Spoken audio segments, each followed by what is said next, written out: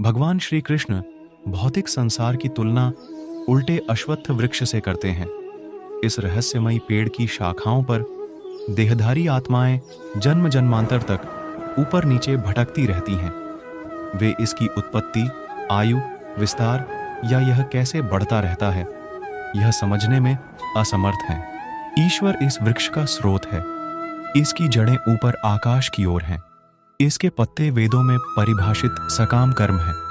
3 गुण इस वृक्ष को सींचते हैं, जिससे इंद्रियों के विषय बनते हैं, जो वृक्ष की शाखाओं पर कलियों के समान होते हैं। ये कलियां हवाई जड़ें उगाती हैं, जो इस अश्वत्थ वृक्ष को एक बड़े क्षेत्र में फैलाती हैं। उल्टे अश्वत्थ, पवित्र अंजीर वृक्ष के इस प्रतीकवाद का विस्तार से वर्णन करके यह अध्याय इस अवधारणा को बताता है कि भौतिक अस्तित्व के इस वृक्ष की अज्ञानता में देहधारी आत्माएं भौतिक संसार में अपना बंधन बढ़ाती रहती हैं। श्री कृष्ण घोषणा करते हैं कि यदि हम परम भगवान की खोज कर रहे हैं तो हमें सबसे पहले इस भौतिक अस्तित्व के वृक्ष को वैराग्य की कुल्हाड़ी से काटना होगा। तब हमें इसके आधार की तलाश करनी चाहिए, क्योंकि भौतिक संसार का स्रोत भी परम भगवान स्वयं ही है।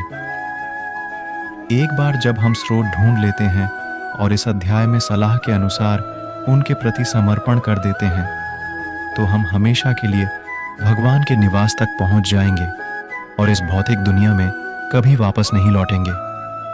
श्री कृष्ण फिर समझाते हैं कि चूंकि आत्माएं भी उनके शाश्वत अंश हैं, इसलिए वे भी दिव्य हैं, हालांकि वे भौतिक प्रकृति के प्रभाव में हैं। इस प्रकार मन सहित अपनी 6 इंद्रियों के साथ संघर्ष करते हैं। देहधारी आत्मा अपनी दिव्य प्रकृति से अनभिज इंद्रियों की भौतिक वस्तुओं का स्वाद लेती है। फिर वह मृत्यु के समय आत्मा के एक नए शरीर में स्थानांतरण का वर्णन करता है और यह कैसे मन और इंद्रियों को अपने साथ ले जाता है, वर्तमान और पिछले जीवन से। अज्ञानी न तो जीवित रहते हुए शरीर में आत्मा की उपस्थिति को समझ पाता है और न ही मृत्यु के बाद उसके चले जाने को। हालांकि योगी इस प्रक्रिया को ज्ञान की आंखों और अपने मन की पवित्रता से स्पष्ट रूप से देखते हैं।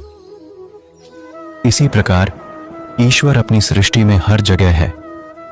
उनकी उपस्थिति का एहसास करने के लिए व्यक्ति को ज्ञान की आंखों का उपयोग करने की आवश्यकता है। भगवान कृष्ण बताते हैं कि इस दुनिया में हमारे चारों ओर चमकने वाली भगवान की महिमा को पहचान कर हम उनके अस्तित्व का एहसास कर सकते हैं। इस अध्याय के अंत में वह शब्दों की व्याख्या करते हैं। क्षर, अक्षर और पुरुषोत्तम। क्षर भौतिक संसार में रहने वाले नाशवान प्राणी हैं। भगवान के निवास में रहने वाले मुक्त प्राणियों को अक्षर कहा जाता है। सर्वोच्च दिव्य व्यक्तित्व, जो संपूर्ण विश्व का शाश्वत स्रोत, पालनकर्ता और नियामक है, को पुरुषोत्तम या भगवान कहा जाता है। वह अविनाशी और नाशवान दोनों प्राणियों से परे है, इसलिए हमें पूर्ण समर्पण भाव से ईश्वर की आराधना करनी चाहिए।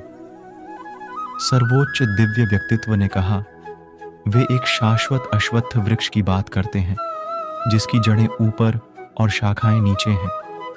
इसके पत्ते वैदिक अर्चाएं हैं, और जो इस वृक्ष के रहस्य को जानता है वह वेदों का झाता है। पेड़ की शाखाएं ऊपर और नीचे की ओर फैली हुई हैं, जो 3 गुणों द्वारा पोषित हैं, जिनमें इंद्रियों की वस्तुएं कोमल कलियों के रूप में हैं। पेड़ की जड़ें नीचे की ओर लटकती हैं, जिससे मानव योनि में कर्मों का प्रवाह होता है। नीचे इसकी जड़ें मनुष्यों की दुनिया में कारण, कर्म, कार्यों तक फैली हुई है।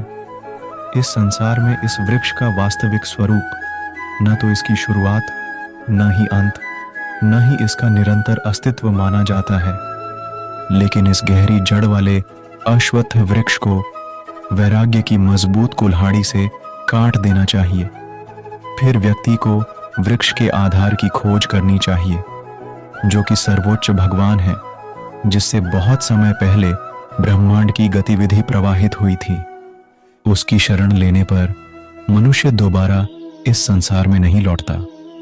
जो लोग घमंड और भ्रम से मुक्त हैं, जिन्होंने आसक्ति की बुराई पर विजय पाली है, जो लगातार स्वयं और भगवान पर ध्यान केंद्रित करते हैं, जो इंद्रियों का आनंद लेने की इच्छा से मुक्त है और सुख और दर्द के द्वंद्व से परे हैं, ऐसे मुक्त हैं विभूतियां मेरे शाश्वत निवास को प्राप्त होती हैं।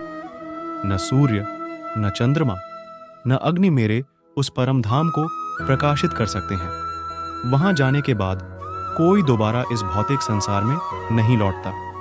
इस भौतिक संसार में देहधारी आत्माएं मेरे शाश्वत खंड हैं, लेकिन भौतिक प्रकृति से बंधे हुए वे मन सहित 6 इंद्रियों से संघर्ष कर रहे हैं। जिस प्रकार वायु सुगंध को एक स्थान से दूसरे स्थान तक ले जाती है, उसी प्रकार देहधारी आत्मा जब पुराने शरीर को छोड़कर नए शरीर में प्रवेश करती है, तो वह मन और इंद्रियों को अपने साथ ले जाती है। कान, आंख, त्वचा, जीभ और नाक की इंद्रिय धारणाओं का उपयोग करते हुए जो मन के चारों ओर समूहित हैं, देहधारी आत्मा इंद्रियों की वस्तुओं का स्वाद लेती है। अज्ञानी आत्मा को उस रूप में नहीं देखते जिस रूप में वह शरीर में निवास करती है और जिस प्रकार वह इंद्रिय विषयों का आनंद लेती है। नहीं, जब वह चला जाता है तो उन्हें इसका एहसास होता है, लेकिन जिनके पास ज्ञान की आंखें हैं, वे इसे देख सकते हैं। प्रयत्नशील योगी भी शरीर में प्रतिष्ठित आत्मा का अनुभव करने में सक्षम होते हैं। हालांकि जिनका मन शुद्ध नहीं है, वे इसे पहचान नहीं सकते, भले ही वे ऐसा करने का प्रयास करते हों। यह जान लो कि मैं सूर्य के तेज के समान हूं, जो संपूर्ण सौरमंडल को प्रकाशित करता है।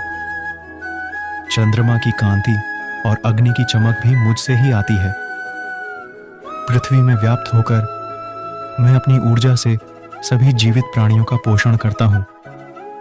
मैं चंद्रमा बनकर सभी पौधों को जीवन के रस से पोषित करता हूं। वह मैं ही हूं जो सभी प्राणियों के पेट में पाचन अग्नि का रूप धारण करता हूं और आने जाने वाली सांसों के साथ मिलकर 4 प्रकार के भोजन को पचाता और ग्रहण करता हूं। मैं सभी प्राणियों के हृदय में विराजमान हूं और मुझसे स्मृति, ज्ञान और विस्मृति आती है। मैं ही समस्त वेदों से जानने योग्य वेदांत का रचयिता तथा वेदों के अर्थों को जानने वाला हूं। सृष्टि में 2 प्रकार के प्राणी हैं, क्षर नाशवान और अक्षर अविनाशी। इनके अलावा सर्वोच्च दिव्य व्यक्तित्व है जो अविनाशी परमात्मा है। वह तीनों लोकों में अपरिवर्तनीय नियंत्रक के रूप में प्रवेश करता है और सभी जीवित प्राणियों का समर्थन करता है। मैं पदार्थ के नाशवान संसार से और यहां तक कि अविनाशी आत्मा से भी परे हूं। इसलिए मुझे वेदों और स्मृतियों दोनों में सर्वोच्च दिव्य व्यक्तित्व के रूप में मनाया जाता है। जो लोग बिना किसी संदेह के मुझे सर्वोच्च दिव्य व्यक्तित्व के रूप में जानते हैं, उन्हें वास्तव में पूर्ण ज्ञान है। हे निष्पाप अर्जुन, मैंने वैदिक शास्त्रों के इस सबसे गुप्त सिद्धांत को आपके साथ साझा किया है। इसे समझकर व्यक्ति प्रबुद्ध हो जाता है और जो कुछ करना होता है उसे पूरा कर लेता है। गीता की ये अमृत ज्ञान आप अपने परिजनों तथा मित्रों को शेयर करें और भगवान की कृपा दृष्टि प्राप्त करें। राधे राधे।